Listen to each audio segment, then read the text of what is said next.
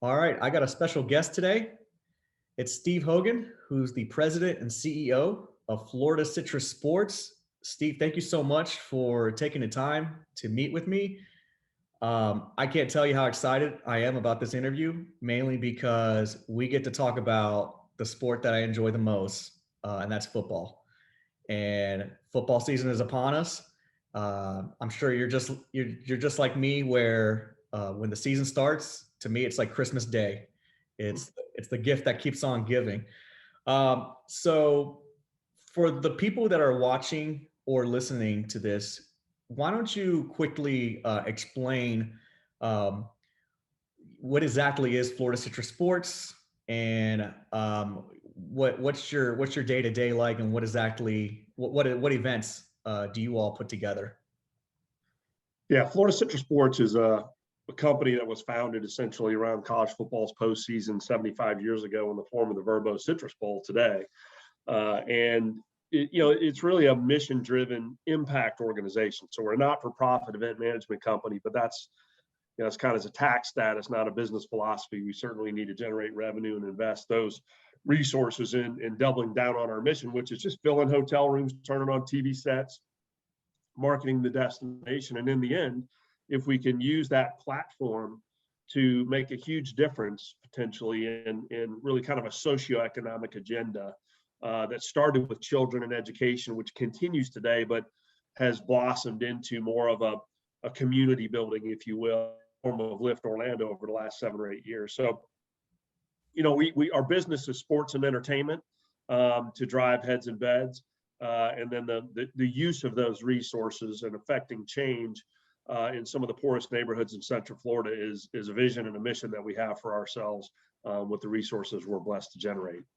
So you guys are responsible for the Citrus Bowl, which excuse me, I just don't know who the sponsor is, because it changes so all the time. Verbo Citrus Bowl on New Year's Day, the Cheez-It Bowl now, which is our second bowl game. We do a few days earlier with the ACC and the Big 12 currently. The SEC and the Big 10 are on our New Year's Day game. And of course, we've managed since 1997 the Florida Blue Florida Classic, which is a classic rivalry HBCU game between FAMU and BCU here, which has been an amazing event for Central Florida. And then a litany of other events, and we're very opportunistic. International soccer is something else we're in. We were back in this year in the form of the Florida Cup with 4 international teams. We have had the Pro Bowl for a number of years. We are their anchor partner here in Orlando for 4 straight years. College football kickoff games on the front end of the season. We're aggressive. You'll see us get into youth sports where it's nationally oriented. This year we'll host Pop Warner Super Bowl and Cheer National Championship, which should be a 28,000 room night event for our community and some broadcast television throughout the country. And you'll see us get into music potentially in some of the coming years in the form of festivals. Again, something that's going to drive people to staying in hotel rooms, being in town, and leveraging, hopefully, Camping World Stadium's campus. So take us through on the day when the bowl games are selected. I like to call it the football version of Selection Sunday, kind of like basketball. Who's in the room? What's the mindset? What's the process? How do you make your decision as far as who's going to play in what bowl game? Yeah, it's a bit of a firestorm, and our selections were blessed, our selections, and we get those in some sort of a priority order based on your conference relationship. We essentially pick first in the ACC, SEC, and Big 10 after the college football playoff games are seeded, and then we'll pick second in the Big 12. So very highly ranked teams. It's fast and furious. We get to the final regular season game. You look forward to the conference championship game. You'll have multiple meetings with your board and scouts to say, what say you? What's your opinion? What are the votes from that group? But then from championship day, really through Selection Sunday, the next day, usually Saturday is championship day. You'll have some on Friday nights, and then Sunday is Selection Day. It's just furious calls with athletic directors, conference commissioners, television partners, and you want to make sure you're on the right side of that. Sometimes it's managing expectations. A lot of folks want to be in your game, and you're managing those relationships. And at the same time, but it's literally, you're never off of a cell phone or the computer or emails and texts, and it's a flurry of that until you get to announcement time for the playoff officially, and then where folks are seated, because that wait for an organization that selects right on the heels of that, it impacts your decisions greatly. So in some cases, the decision that's made with the CFP calls at noon and essentially 3 o'clock, you need to go to with one team or another. But by then you'll know who you want. You're just waiting on that process to play out and then make it official. And one of my favorite fun facts that I tell people outside of Orlando about this city is that we're the only, I'm pretty sure we're still the only city that hosts multiple bowl games for college football. And yeah, 3 bowl games last year, pretty crazy in the span of, a week and change, in the same building. That was crazy. It's awesome. Yeah. And talk about the economic impact. How much do these games bring into the city? Well, you look collectively, even with the Cure Bowl in there, and the Blue Florida Classic, even, which is a classic kind of almost a bowl style game in the HBCU world. You're looking on the order of $150 million a year coming into the community in economic impact. The exposure impact, at which I think the community has really warmed up to in the last 6 or 8 years. Sports and entertainment, we think tourism, meetings and conventions are a huge driver. Retail, leisure visits to our community are huge business, 75 million visitors.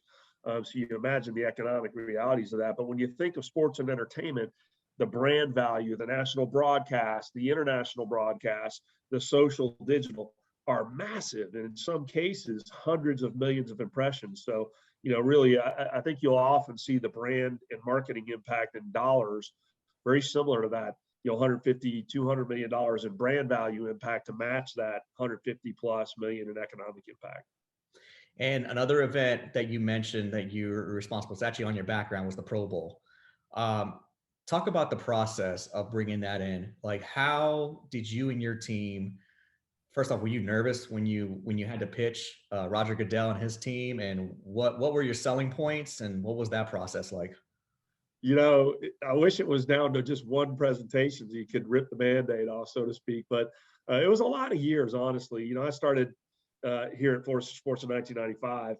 And I remember in 97, Hawaii and the NFL, had kind of put out to market the opportunity for the Pro Bowl. I was blessed enough to be a part of that. We worked with Disney closely. They weren't really ready to leave at that point, but it planted the seeds. And so from that time forward, especially with the renovation of the stadium in 2016, I was very aggressive to go up to the NFL offices in New York, meet with Frank Spovitz at the time, and show him where we were as a community in terms of our abilities now with the stadium and how we could host. Peter O'Reilly ultimately took over that department and leads all those external events and for the NFL, and just maintained communication. So when the opportunity arose that they were ready to look again outside of Hawaii, we were already on the list. And Orlando, for all the same reasons, it's a hospitality destination. Most of the teams really in the Eastern Seaboard and Midwest could get here very easily, already choose it as a destination.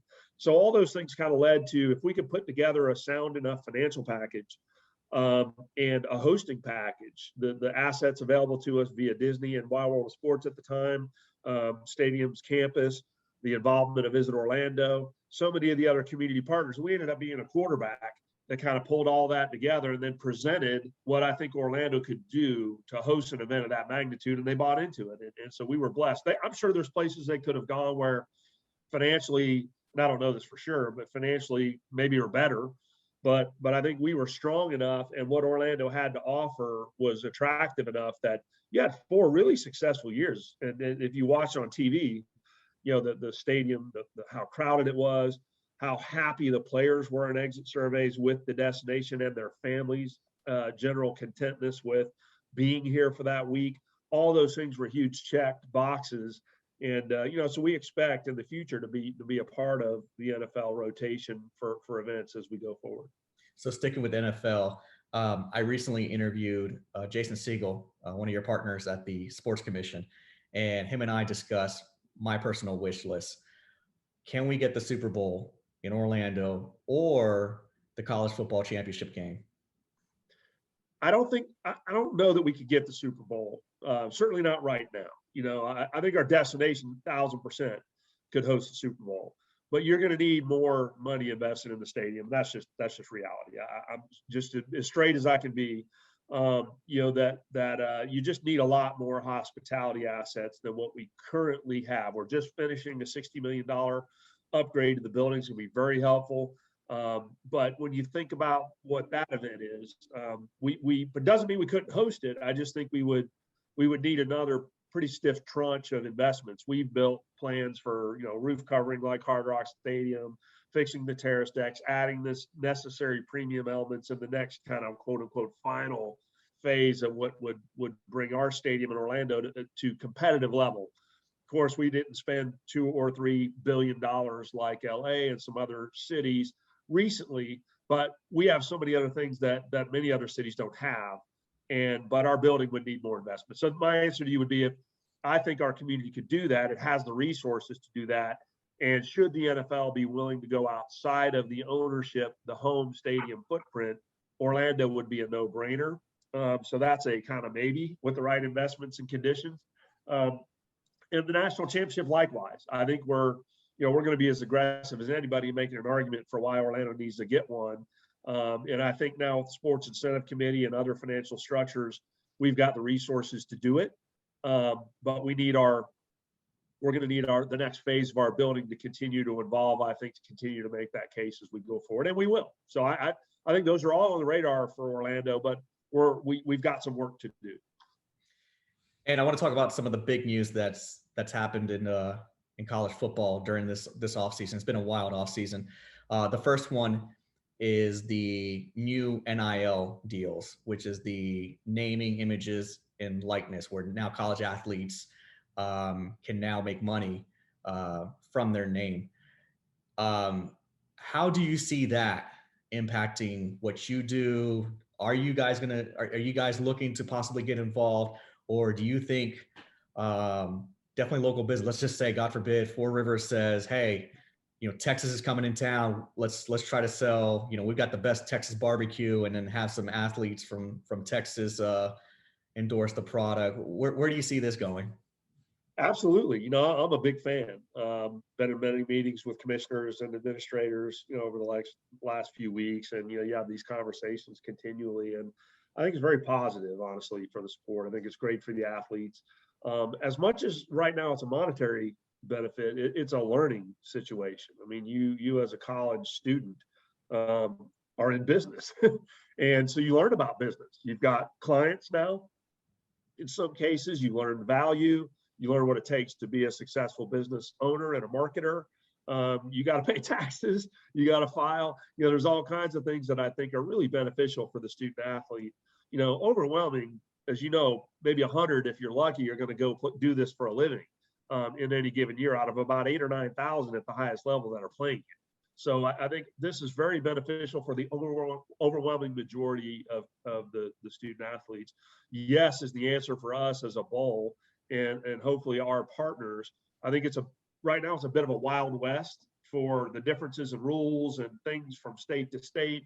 That'll have to get ironed out. I think schools are playing catch up on how to help the athlete, how to prepare them so that they're not blindsided by things or taken advantage of. So that's good, but it's going to take a year, 2, 3 for the system to get used to this now. And so that'll be crazy for a while, but we definitely want to look at opportunities to partner with the right athlete or athletes upon bowl selection time to do some creative stuff and certainly provide opportunities for our title sponsors and other partners to have access to that opportunity as well. So we're excited about it. The other major news during this offseason was the conference realignment, with Texas and Oklahoma going to the SEC. And then now we got this news that just broke about, the ACC, Pac-12, and Big Ten joining, or allegedly trying to join an alliance. What are your thoughts on that? You got to be ecstatic about that, because that's giving you more opportunities to bring in other group fan bases to your bowl games that you probably haven't had before.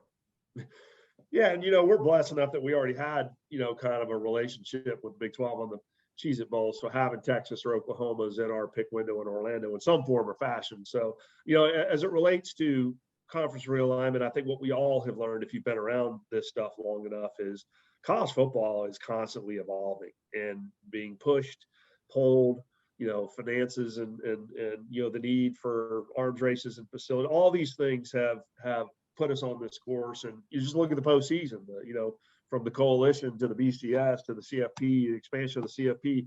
Again, realignment is going to be there in some form or fashion, and all we can do is let it play out. Now, kind of having said that, I think everybody in the business yearns for stability, yearns for the schools and their geographic locations and their long-standing traditions and rivalries to be maintained in some form or fashion, right? You're not picking up a school and moving it when you have realignment. So I think still overwhelmingly, the fan base goes to see the team for the name on the front of their jersey. They do, and they celebrate, great athletes that help their team have success. So you want to find the balance where the student athlete has the best possible experience, should want for nothing in terms of their education, their medical care, the ability to just have basic needs and necessities while they're in school, because you have a difficult time working.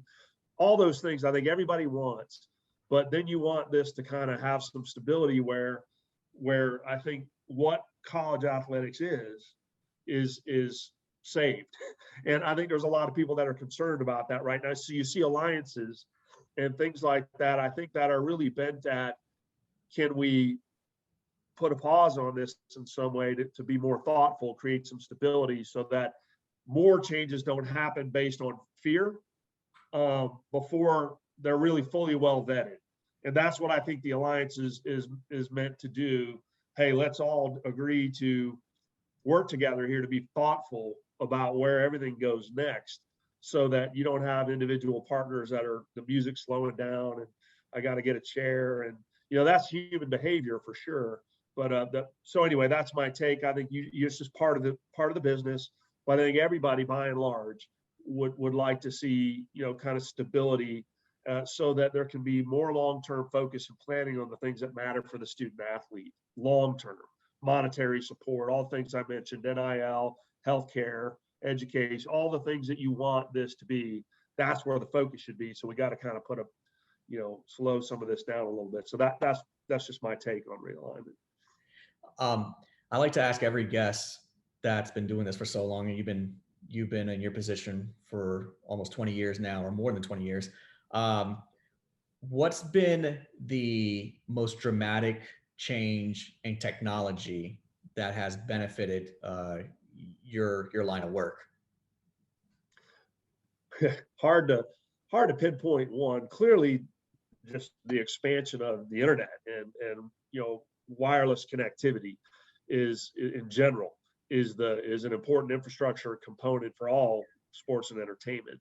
But you've seen so many of the applications and so many of the use of the infrastructure that is just kind of the latest greatest thing comes and goes. There's not a ton of consistency yet, because when people come to the stadium, they still want the same things.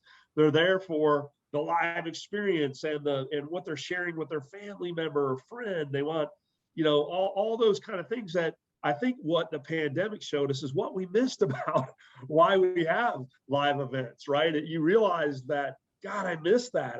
I love watching it on my big screen and all that comes with TV and all, but people I think now have a full appreciation for what they loved about that. So I think technology to me works best. And so ticketing advancements, food ordering, when you look at order from your seat, all those kinds of innovations that support what it is about the live product that you love so much, parking, traffic management, wayfinding, rideshare, all those kinds of things, the ability for you to share your experience through your favorite platforms, Instagram, YouTube, Facebook.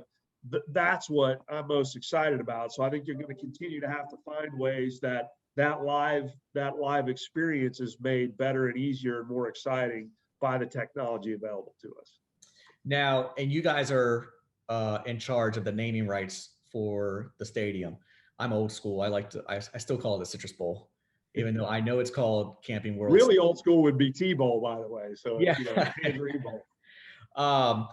But I want to get into one of the hottest things right now in sports in general, and that's sports betting. Do you see some kind of deal in the upcoming, maybe next 10 years, where it'll be called the FanDuel or DraftKings Bowl, or Caesar Stadium, just like what New Orleans just did? How do you are you it's not legal yet in Florida. We're waiting for that to happen first. But when it becomes legal, because I'm very confident it will be, how much are you keeping up? How focused are you on sports betting? And do you see yourself and the organization getting involved as far as sponsorship opportunities with the different sports books and casinos? Very much so. We first would always want to, and I think so far you've seen some cases where that's fit well with an NFL environment, right? NFL facility for the most part, NBA, other things like that. In a truly, what I would view ourselves as kind of a collegiate football partner, we would want to very much understand the guardrails, so that we're not limiting, Orlando's opportunities in the collegiate space any. So when those guardrails are very, very clear and understood, you would absolutely see us want to innovate, create, build parts of the building that, essentially folks could go and engage in and have that experience throughout the year, whether there's a game there or not. I mean, all those things you would like to do very much, but I only couch it with, we want to be absolutely certain, college football playoff, our conference partners, NCAA, as long as the boundaries are clear and everybody understands, we'll lean into that hard. And we already do, by the way, in some cases. Our international soccer match is a very different thing. And we had a betting partner on that, was international, but I think, we'll do that for some of our events where it's not NCAA related at the moment. But we wait for the clarity to come as we just described, and then you'll see us be all over that. Is it true you were a walk-on kicker for UCF? Yeah, I was a walk-on bench sitter. Yeah. We had a great kicker, Franco Grilla, in those years that was kind of decided not to be at Notre Dame. And he was an NFL grade kid, and very proud of our program, Matt and all the other guys are. So I got to watch and practice a lot of cool stuff. And it was fun. I did make the team in a walk-on environment, but that my future wasn't in playing football, and I knew it pretty quickly. So, I exited stage left after that and finished graduating. But that was my junior season, 89. So, yeah. It seems like everyone that I've interviewed in sports business they all kind of sound the same, where it's, well, I had a dream to be an athlete and it didn't go my way, and now I ended up here, which it's something great. You're in a position that not many people can brag about. Is that kind of, you have a similar story like that? No, I do, and I never got into this business because of my sports fandom as much as, I found my way to it because I hated what I was doing before. I was in cellular business, was in kind of advertising and some other things. So I worked like any other college kid. You get your first opportunity, usually it's in sales, and you did a couple of, Fortune 500 and other things. And I just said, I'm not happy. And when an opportunity opened up here in Orlando to look at event management, I was excited about it, not because fantasy wasn't a thing, at that point yet, and all this other stuff. It wasn't because I was geeked out on the stats and just wanted to be a team manager. It was, or wanted to meet famous people. So what I would tell, and I say this all the time speaking to classes, you got to do it because you view it for what you'll be doing actually day to day, and two, that you love it. You love what part of it you're going to be working in. And for me, I loved the culture of it, working on a team, team atmosphere, usually small environment. You get to work in a whole bunch of different areas, and you see the outcome of your work. You get a payoff, right? A game happened. You look back. Did we do good? Did we do bad? What was the fan experience? And so to me, all those things were exciting. And when you're happy, generally, I think, you see yourself grow. And I was blessed enough to be here, made CEO in 2006 and haven't looked back. Out of all the moments that you've been able to experience from all the games that you've worked, is there one that stands out more than any other moment? There's so many, but probably honestly is when we started Lift Orlando. $100 million later, 7 years, mixed income affordable housing, early education facility, Boys and Girls Club now, broke ground on the health and wellness building, renovated the park. When you look at the life-changing work, that's by far and away my moment, is when that became a yes on that first project, Pendana Phase 1, affordable housing. But from a sporting environment, I would never be able to whittle it down to one, but a lot come to mind when you think Lloyd Carr being carried off the field, finishing his career at Michigan, big win over Florida, a last minute catch by Iowa with 11 seconds left. And they're still today their greatest. I was right there on the sideline, win it over LSU. I go on and on and on, being there with Joe Pa, on the sideline of a pretty brutal day with a terrible field in 2010 that a lot would say probably led to the renovation of the stadium was Penn State, LSU. And so there's so many. And then the Pro Bowl, I will say that standing there year one of the Pro Bowl next to Roger Goodell and Jerry Jones and, Dak and Zeke and all these guys were running around out there. You felt like, oh my God, this is Orlando. Look what we have now. And I would have never thought that possible as a student, at UCF, in the 80s and early 90s. So. And you mentioned your nonprofit that you manage, Lyft. Is it true that the idea came about from a dinner with Lee Corso? It's absolutely true. I've been recruiting board members. We always have board members in our business that are really important to how you succeed. So, you're always looking for the best, brightest minds in town. I've been recruiting Tom Cinema, whether he knew it or not, in and around the community for a couple of years. And one of our longstanding past presidents, Bill Diamond, the head of Lowndes Drostick firm, Lowndes Law, did all their work. So Tom was an invited guest of his at the Lee Corso dinner. And one of our biggest medical partners, Advent Health, at the time was doing this kind of work in Eatonville. And so we had been commiserating on wanting to do this around the stadium for a while. So here we all found ourselves at the Corso dinner, Linda's Law Cantina. And, you have a fair amount of wine, everybody's kind of ginned up and you're afterward and Lee's right there. And the four of us found each other and Tom's giving me the business. How can you be proud of, the area around that you get $200 million and renovate that stadium and all the blight in some cases around the building, you got to feel awful. What are you doing? And I jumped right in and gave him my pitch that I thought we could do something about it. And this was how we could do it. He said, if you're in, I'm in. And Advent Health said, if you're in, we're in. And Bill said the same. And the four of us never looked back at that point. So Tom deserves almost all of the credit, although there's dozens of people, but he is the chairman of Lyft Orlando and where it is today. Yes, that did happen at a dinner, and sometimes steak, wine, and Corso really turn out into some awesome things for thousands of families that really needed a break. That's a great story. You've worked with so many different college fan bases. Who are your favorite to see come and visit? Who are the most exciting fan bases that you've seen? It's usually the teams that haven't been there a lot. So, there's some teams that got success every year, have a different expectation.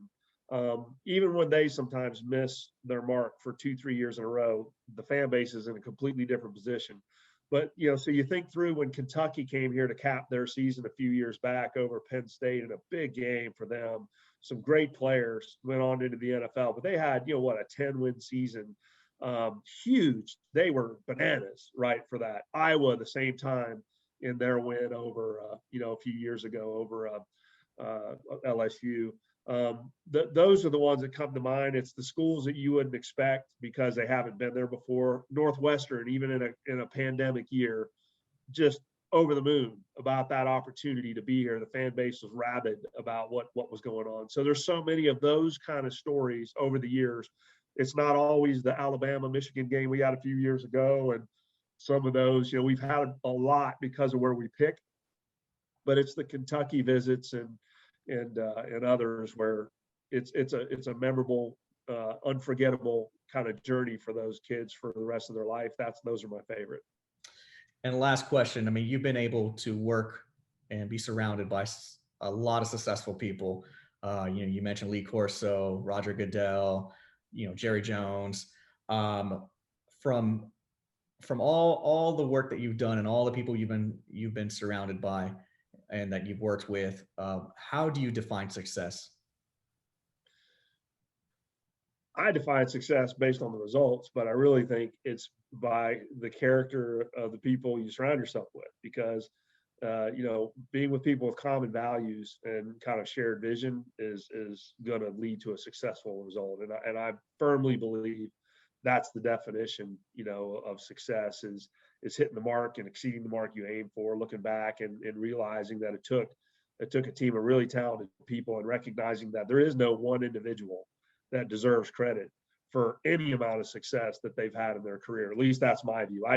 You get it in these positions, the people you just rattled off, and yeah, you have a huge hand in it. You have an opportunity to make a big difference, but there's no way you're succeeding, at least in this business, without some really, really gifted people on your team, your board, your volunteer list. So that's just kind of my view of our roles and how much credit we do or don't deserve in the success that we have. That's right. Steve, thank you so much for giving me the opportunity to speak with you. And thank you so much. You as well. Appreciate the time. Get together soon, hopefully. All right.